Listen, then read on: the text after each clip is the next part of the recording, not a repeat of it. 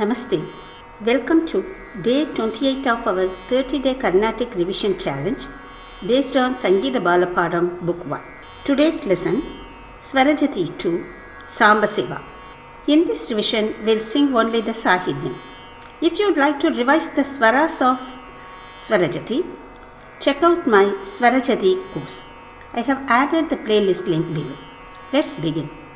Sama gama pada ni sa ni da pa ma ga ri sa Sambasivayanave rajita giri Sambasivayanave rajita giri Sambhavi Manokara Parat Para Kripakara Shri Sambasivayanave Rajita Giri Nive Guru Devo Panuve Janulevyopu Sadamadini Siva Sambasivayanave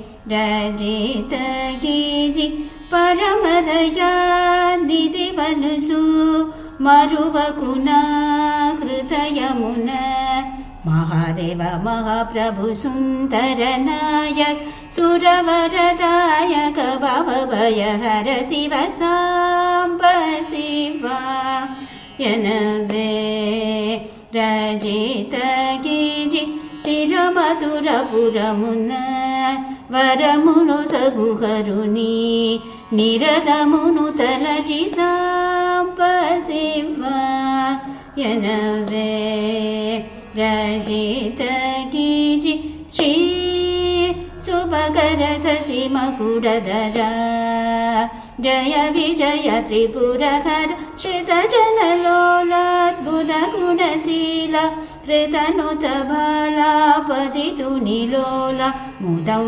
Balaranga Padapcha Mulan Padau Bulu Jechu Padipatini Jnanamu Dhyanamu Snanamu Panam Danamu Manamu Abhimana Manasu Kanikaramu Charano Bulukanu Konu Shrutula Nutula Charananu Sambasivayanave Rajita Giri Sarasadre Kuni Nama Mantro Korina Nuni Padapcha Mantro Dasudau Chinni Krishnu Nikiti Kuni Vejani Sokana Tuni Nomu Kuni Sambasivayanave Rajita Giri Sambhavi Manokara